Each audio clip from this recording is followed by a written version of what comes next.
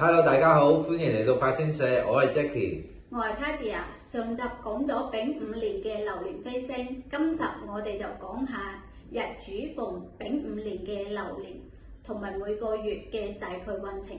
好啊，首先你哋要知道自己係屬邊個日主嘅。如果你係甲日主嘅話呢，當我哋講到呢甲日主喺呢個丙午年同埋各流月嘅運程，咁又與你甲日主有關啦。如果你係乙日主，就對翻乙日主逢丙午年嘅運程，同埋每個流月有咩影響？係啊，如果你哋都唔知道自己係屬邊個日主嘅，你可以下載一個程式，將自己出生年月日時嘅資料咧輸入去程式度，程式嘅畫面咧會話俾你知日元咧就係嗰個係你嘅日主啦。又或者可以上網 search 下八字網，輸入出生嘅時間，你就知道你係邊個日主啦。我哋就先講下十天宮嘅甲日主喺今年嘅運程。我哋睇下塊板，請 Jackie 講解下甲日主喺丙午年嘅運程。好啊，首先講咧甲日主嘅朋友啦，嘅特性咧就中意生長擴展啦，而咧佢就正直嘅，同埋比較堅毅嘅，有擔當啦，有理想同埋有方向噶。甲日主嘅朋友喺丙木生火嘅局面，喺甲日主嚟講咧，丙午年咧就好似被能量喺度燃燒撻着咗咁動力咧會增強嘅喎，亦都會就外間嘅轉變咧加快咗自己甲日主嘅速度嘅。而甲日主嘅朋友今年咧可能會感受到事業人際關係啦，同埋自己內心咧都想有突破性嘅機會㗎。但係咧同時亦要注意下節奏，平衡下自己嘅情緒，唔好過急啦，同埋太快。因為木生火嘅原因咧，避免自我過度消耗。喺新歷年2月4日立春開始啦，就踏入咗庚寅月嘅月份。而喺春天咧，木氣就開始生長啦，人咧亦都係甲日主嘅庚啦，而咧干咧亦都有生金嘅，有自我醒覺嘅方面㗎，同埋咧亦都確定自己方向同埋諗法㗎。事業開始咧，亦都諗到啲新計劃。但係咧，因為金克木嘅原因咧，都容易咧受到壓力啦，而咧或工作上咧會俾人要求要承擔責任，自己嘅方向啦，唔好太過急重啦，要有計劃啦，諗好方法，錢財就會到你手啦。甲木日主嘅朋友喺3月份辛卯月啦，有卯嘅木相助啦，亦都有丙申合啦。呢個月咧容易會有貴人幫忙啦，人際關係咧就比較活躍嘅，但係要注意容易會出現溝通上嘅誤會啦，被人誤解咗噶。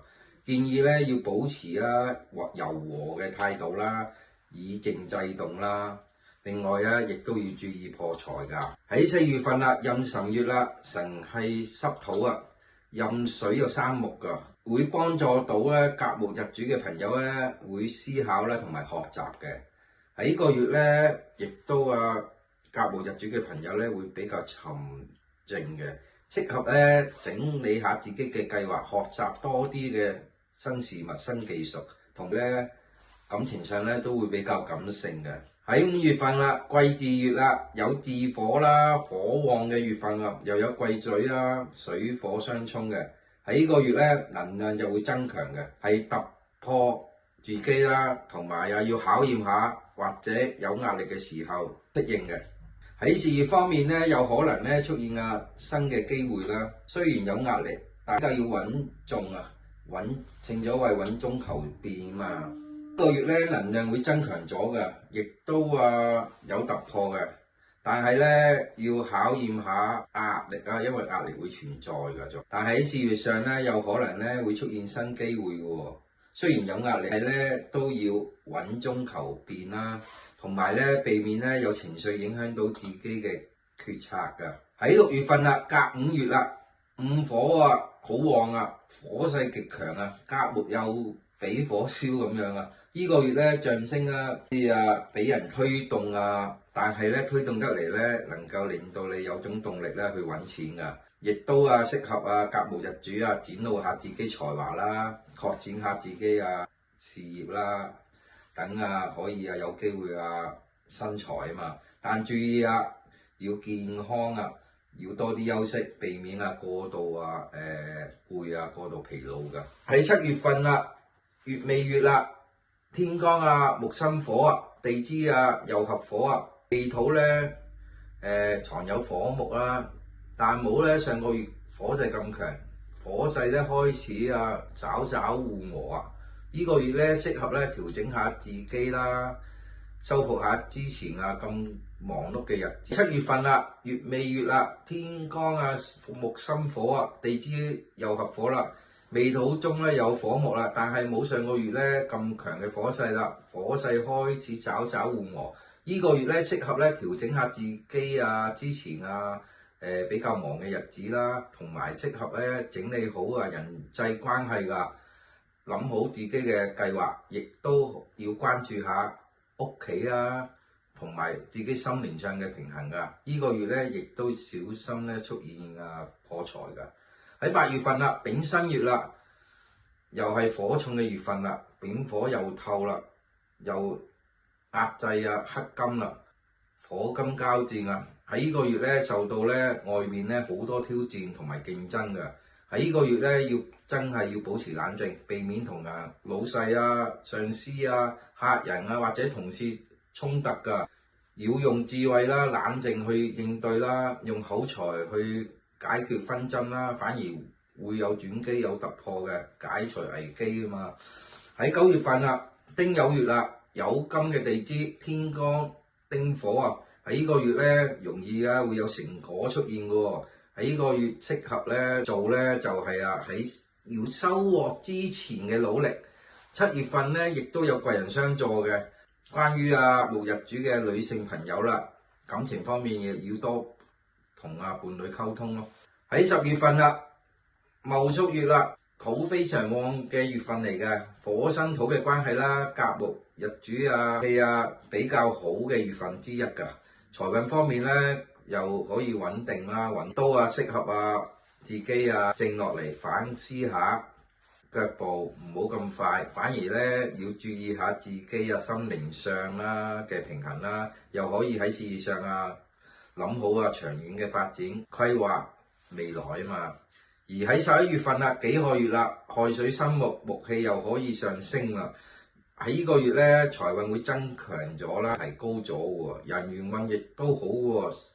最適宜就係學習啦、旅行啦、擴展下新領域啦。呢個月咧感情運又好好，又有錢財又有感情，好好去把握啦。喺12月份嘅庚子月啦，地支水好旺啦，但係庚又克木啦，丙又克火啦。呢個月咧思維咧就反而會比較敏鋭嘅，亦同時咧好多焦慮㗎，避免諗埋一邊所以咧要放鬆自己。關於財務就小心同人合作啦，要謹慎啦。喺1月份啦，即係2027年嘅1月辛丑月，地支咧就濕土嚟嘅，丙辛又合，係埋尾嘅時候啦，適合咧做啲整合好自己之前未處理好嘅嘢啦，總上即係喺丙午年嘅經驗啦，穩定好自己嘅人際關係咧，亦都要多啲面咧就守承信啦，守承諾啦。最後啦，整合埋甲木日主喺丙午年總結啦。甲木日主咧，因為火勢旺對甲木日主亦都要多啲學習啦，以柔制剛啦，保持心態平和啦，同埋保持節奏唔好咁快啦。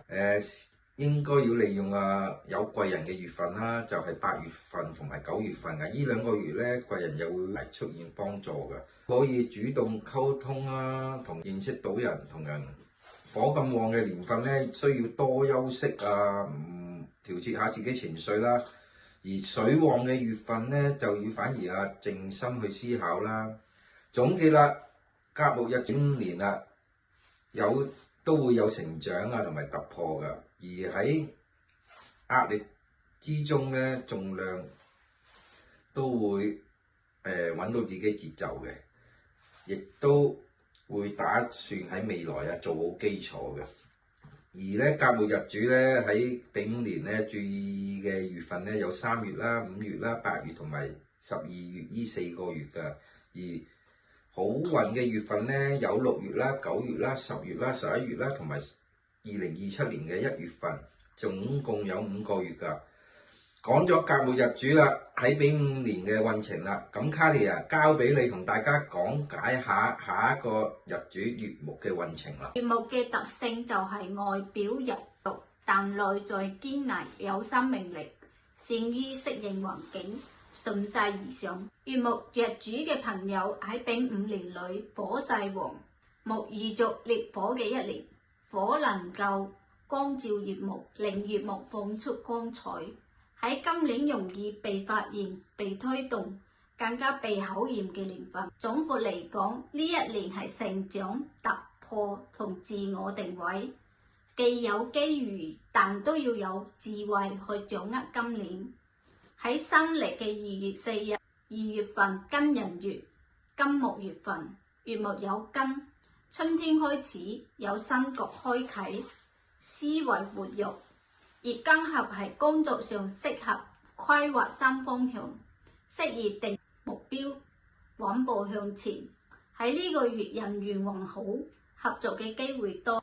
喺3月份嘅辛卯月，地支卯為乙木本氣，辛金克木又合丙。喺呢個月裏邊，自我表達同人際關係有考驗。你想表達自己，但容易喺溝通上遇到摩擦。應以柔制剛，以德服人。喺呢個月都有壓力嘅。喺4月份嘅壬辰月，壬水生木，辰為濕土有木，乙木得到滋潤，養分積聚，適宜學習、思考、調整嘅月份。事業方面可有新計劃，隨還好嘅月份。喺感情上就要多和伴侶溝通。喺5月份嘅季字月，水火相沖，喺呢個月有行動同情緒去拉扯，工作上會比較忙碌，感情上對女性要多保持冷靜，避免情緒化。喺6月份嘅甲午月，乙木遇着甲木，午火重，喺呢個月就多競爭，要運用腦筋同口才，就會工作表現好，或者係機會增加。但同時壓力都好大。如果確定目標，勇敢承擔，會有突破性嘅發展。但要照顧好自己嘅身體，保持健康，要多休息，減輕壓力。喺7月份嘅乙未月，乙木有根，呢個月人際關係好，利用呢一個月處理好人際關係，穩定工作。如果呢一年嘅上半年比較默默，可以趁呢個月慢啲腳步，平衡下內在。喺8月份嘅丙申月，火克金嘅月份，會有各方面嘅壓力，譬如事業啊、感情、財運方面，亦都受外界嘅影響。喺呢個月就要受到考驗，適宜用智慧去應對嘅話，工作上反而會有轉機，同時容易出現競爭對手，甚至係多少人，咁就唔好正面衝突，要穩住心態，反而可以突圍。喺9月份嘅丁酉月，火金月份，雖然有壓力，但同時有貴人運，得到貴人嘅相助，減輕壓力。喺10月份戊戌月，土多嘅月份，要注意下健康同財務方面嘅月份。雖然有財運嘅機會，同時亦都有壓力。事業方面就不宜太急去做決策。喺11月嘅己亥月，乙木得水生，運氣比上個月好，適宜去進修。如果係男士，呢個月有桃花人緣嘅機會，單身者就要好好把握。12月嘅庚子月，庚金生子水，水旺生木，雖然當月思想敏銳，但火克金仍帶有壓力。呢個月需要防小人是非，而理性判斷。關於財運方面，同人合作就需要謹慎。喺2027年1月份嘅辛丑月，天干丙申合，地支丑午相害。呢個月雖然有壓力，但人際關係漸漸轉好，要為下一年聚集人脈同埋口碑。月木日主喺丙午年嘅總結，月木適宜借火之光而不長，即係自我保持謙虛同節制。上半年火旺而主動，下半年金水旺嘅時候要收斂。旺嘅月份而容易情緒起伏大，呢一年要自我覺醒。如果可以喺壓力中揾到穩定嘅節奏，以技術去取勝，上半年利功，下半年就要穩手。要注意嘅月份就係8月、11月、12月，好嘅月份就係2月、4月、5月、10月。今集就講咗甲月呢2個日主先，下集就講返丙同丁嘅日主。如果你哋有咩意見，可以喺留言板或者私聊俾我哋會盡快回覆你哋嘅問題㗎。最重要嘅，記得 share 影片、訂閱或者俾個 like 支持下我哋。多謝大家，拜拜。